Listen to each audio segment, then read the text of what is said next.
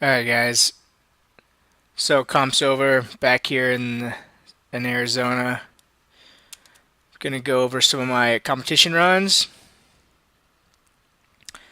from the 2018 World Canopy Piloting Championships. So we started off with accuracy. Accuracy, round one. So big thing, we had light wind conditions. Um, we had some light wind conditions to be tailwind. In training, I was flirting with that zone past the box quite a bit. So with these heavier winds, I just wanted, try to get aim for the zone six, like stand up zone 6, 91. Um, but I still wanted to bring some power. I ended up thinking I underestimated the push a little bit on this one. Um, Pretty deep, but I managed to get all my water, stay on the water pretty smooth, and I I felt really soft off the water. The canopy felt soft. I had a pretty good pop, but I guess mentally I'm thinking like I'm charging hard. I got that pop that I wanted, but I'm charging so hard. I was really feeling with that tailwind push. I was, possibly gonna blast past that zone, and I ended up collapsing the canopy really hard, like totally by accident. I mean, I got up and pretty much was apologizing to the judges right away. I don't know if we can hear that or not, but Sorry.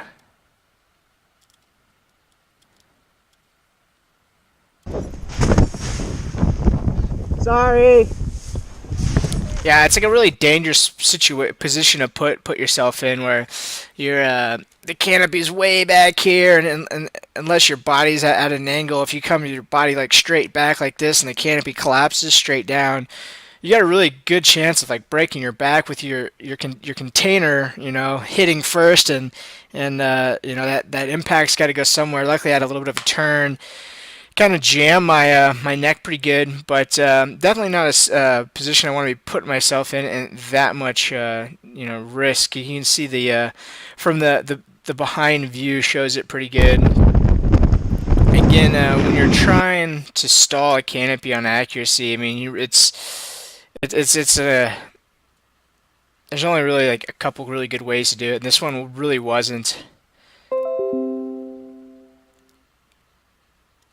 So the canopy pretty much touches down before I do, and so I was apologizing right away because it's just kind of an unsafe maneuver. No big deal. Got a little injured in the neck a little bit. Got down in 6. That's like 81 points. So it ended up being like an 89 total, like cumulative points or whatever for that round. So it wasn't too bad. It's just pretty painful. Yeah. See if we can see anybody else's run after that. So that was round one. So round one, kind of hurt myself a little bit. And then they went straight into distance. They went straight into the distance on this one. Again, it's really similar conditions. So the idea to make have a championship of canopy piloting, we need one round in each discipline, one in accuracy, one in distance, one in speed.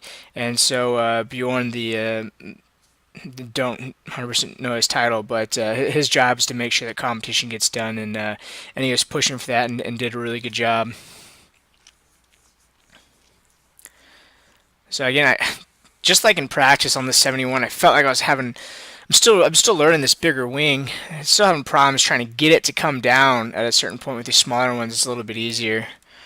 Um, I don't really remember exactly what the score was. I think I got like 80 points or something like that for this round. So it was a score, you know. Um, Odds are I'm probably not going to put up any huge numbers in distance, but my game plan is just try to score, have some clean runs, and then move on from there. And you can see Max here. I think Max got like second or third or something in distance, and he just crushes it. Really nice run by Max. He's Max Manuel from Germany, so So there's Jeannie right there giving the old pep talk. She did an awesome job. It's the team manager. So we went straight into round three, and again we had some downwind wind. We had some tail push for these disciplines, and I'm on like the fifth plane here, uh, second pass out on the fifth plane, and there's some fast runs, man. There's this nice tailwind, really good conditions, just like for practice. So I'm gonna set up a little bit deeper here, and try to bring some stank. Not gonna be setting up super tight because there's still a lot of that tailwind push. At least that's what I thought. I kind of had it in the game plan, not so much to use the one indicator right here, but use it right here. And again, I was trying to read the shadow, but if I'm pausing right here and looking back at it, like there's no wind. There's no wind. So I'm kind of set up for a little bit deeper of a run, and I know it right here. And I'm like, oh man, I guess I'm just gonna have to try to just huck it and maybe finish a little bit higher. But I'm finishing a little bit deeper than I want to be. So you can even see there. See how big of a whiner I was. There's looking at this windsock off here to the left. There's really no winds when there's definitely a strong tailwind. 4 meters a second from the rounds before. So it ended up being like a 2-3, which ended up being like 80 something points. Not 100% happy about it because of the conditions. I mean, I'm happy with my run, but it was the conditions, changed for my pass and a couple passes after that. Some people had it even a little bit worse when they had a little bit of a headwind. So that's 3 rounds. Don't 100% know where I was sitting after 3 rounds, but we can have a champion at that point. But we kept going with the speed here, and again, so I knew it. I took note. The winds had a lull in it, and tried to make an adjustment for it. And again, too, I'm trying to read the winds. And on this one, I try to set up a little bit tighter.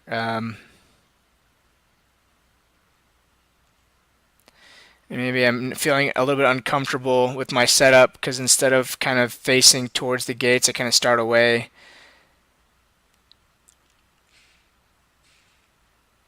I'm starting to get a little bit bumpy. There's a little bit of a weaker turn, a little bit better placement, but there's like a softer turn. And again, we had some people with some.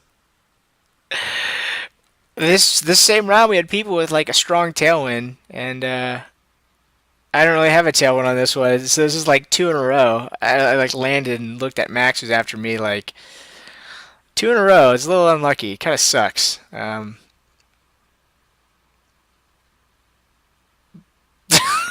What the? Oh man. So I'm still scoring here though, so I'm happy. I'm happy with my performance. I'm just kind of against the conditions a little bit.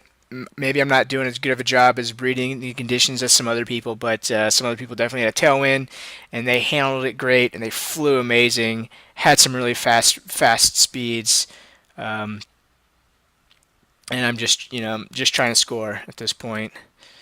So this is round three of speed.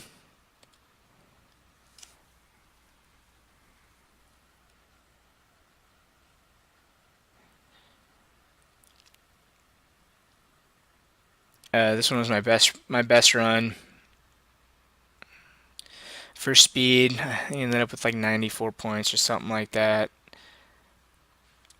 I mean, we had a bit of a tailwind. I had the same conditions as everybody else. I flew it just as good as I felt as I flew the other ones.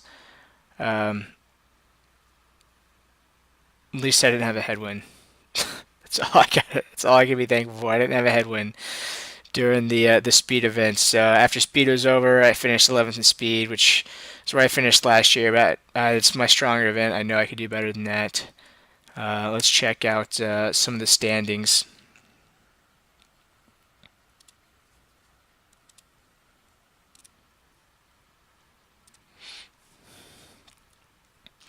So these are the results from speed. We can see Andrew Wolf here totally crushed it in the first 2 rounds. Um, there are some. We had the chance to have some fast runs. So some really blistering times, and I just wasn't quite able to hang with the big dogs on this one. I'm happy with my last round score, but so I'm in 11th right now. Nick finished second. teammate Armando. He finished third. So now the competition's kind of like, it's forming, like where people are standing. Speed's done. One round of distance, one round of accuracy, and I'm pretty sure that was day one. So day one wrapped up. I'm not 100% sure where I was sitting in the standings. Maybe like 12th or something, somewhere within the a decent range.